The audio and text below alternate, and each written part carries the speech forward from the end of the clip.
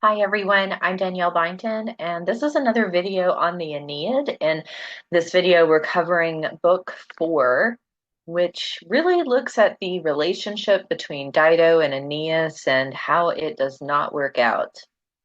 If you remember, back in the latter half, the last third or so of book 1, Dido is falling madly in love with Aeneas, but it's not an organic kind of love.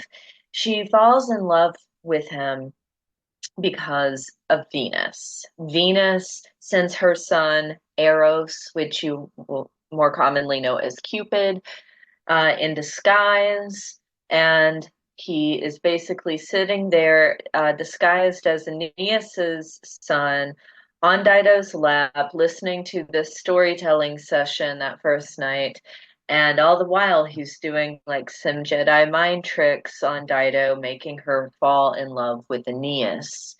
And the thing about the kind of love that Venus and her son tend to create, it's not good. You also see this in the narrative of Daphne and Apollo. It's not just unconditional love, it is a love sickness. And that's sort of like it's insatiable, like it's a void that can't be filled, to not be able to get enough of the person.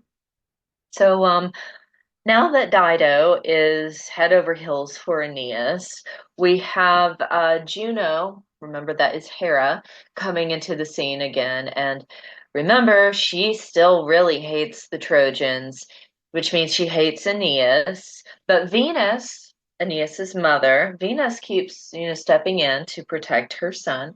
And Aeneas is supposed to be fulfilling this whole fate of going on to become an ancestor of the Romans. Like he needs to go found the city of Lavinium and have a son who founds the city of Alba, which is the foundation what becomes Rome.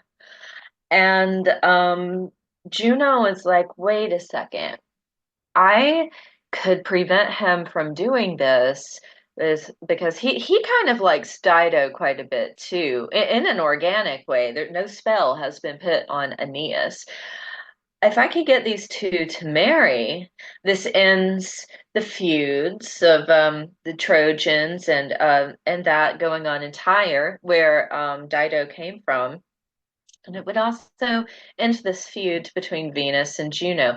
This is what Juno's way of marketing it to Venus of, oh, like let's put them together. Let's help them get married.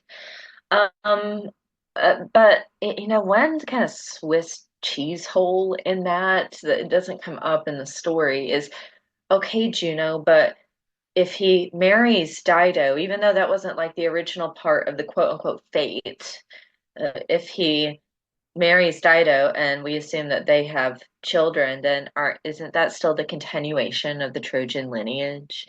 It's just, something that wasn't thought all the way through in the plot, I think.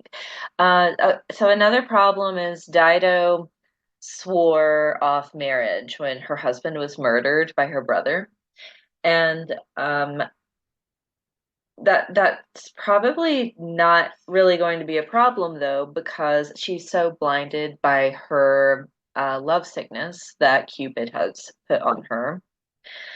So one way Juno decides that she can really like shape and fashion this relationship and get them to consummate their relationship is by just getting them to sleep together. And because that hasn't happened yet.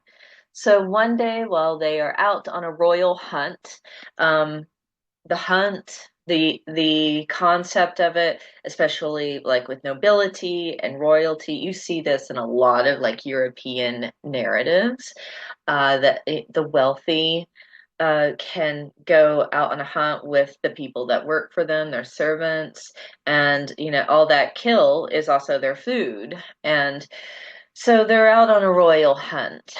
And the other part about this, like being a tradition in European literature and narratives, is that the hunt is a metaphor for the pursuit of a relationship. and it totally has sexual undertones in it, as you can imagine. So we have this hunt, and you might think of Dido being the one who was hunting Aeneas in this sense, because she's the one who is like really, really into him. Um, while they are out on the hunt, Juno causes a storm, a treacherous downfall of rain, downpouring of rain to happen. And Aeneas and Dido take shelter in a dark cave and bound chicka wow wow. Like it says that in the story, it tells us that um, the the heavens above saw their marriage consummated. So you assume they slept together.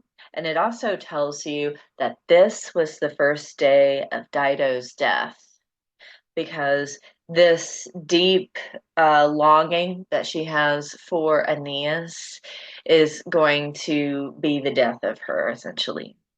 Now, we have an appearance by the goddess Rumor, it is specifically in this book, who is talking about how the two of them are just so infatuated with each other. They're not even really doing anything to help Carthage anymore. They just lay around doting on each other. These rumors get back to Zeus. You remember Zeus in Greek mythology here, we call him Jove. That is his Roman name. It's the same person. He sends Mercury, who you also know as Hermes, um, to remind Aeneas, hey, poke, poke, you were supposed to be doing this thing where you're going to be the ancestor of the Romans who will have this massive empire on the whole continent of Europe. So Aeneas takes the advice, and since he's not under the spell of love like Dido, he just kind of snaps and wakes up out of it, and says, "Okay, so I need to go, girl. Bye." And Dido is, "What? You were just going to leave me?" So the night before, well, he is already decided he's going to go. She is draping funeral flowers in her palace because she intends to unalive herself because he's leaving her. And she thinks also maybe there is one last time to talk to him, but he leaves that morning without even saying goodbye. She runs out on the shore to see his ships sailing off into the sea. And so she impels herself on a sword in a funeral pyre as he is leaving, sailing away. And it's not just any random sword, it was actually a Trojan sword that Aeneas had gifted to her. Now, because that is not that death is ever a good thing except for people suffering, which is how we have Iris coming in here to help Dido out because she's suffering by being impelled. The death is not instant. That's why Vlad the Impaler is known for torturing people because they would just die slowly, being impelled for days. So well, Dido's spirit cannot leave her body. She is suffering. She's in a lot of pain. And normally, it says Proserpina here because that's the Roman name, but we're talking about Persephone, who is married unwillingly to Hades, the god of the underworld, the king of the underworld. So that makes her the queen of the underworld. Normally, she comes and takes, in mythology, a lock of your hair or a strand of your hair, and her doing so releases your spirit from your body so that you are no longer suffering or in pain. But this was not supposed to be Dido's fate. She was supposed to be the queen of Carthage for a long time because Venus kind of caused all this trouble. Oops, teehee. This was a death that happened outside of fate. And so Proserpina does not come and take that lock of hair from Dido. So Iris steps in. She's sent by Juno, actually, because Juno doesn't want Dido to suffer for this stupid Trojan. And Iris cuts a lock of Dido's hair so that her spirit is released and she can be at peace. So, this it's a morbid, dark ending, but because the love story is so radically intense, there is a plethora of artwork made about just this part, really just this book of the Aeneid alone. You have lots of paintings of Aeneas and Dido together, some of the royal hunt when they go into the cave.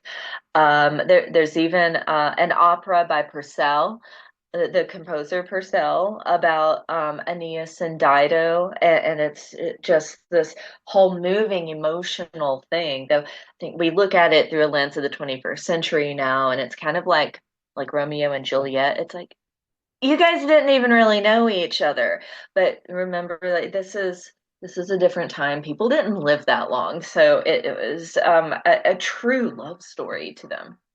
Okay, so that's all for book 4. Thank you for watching.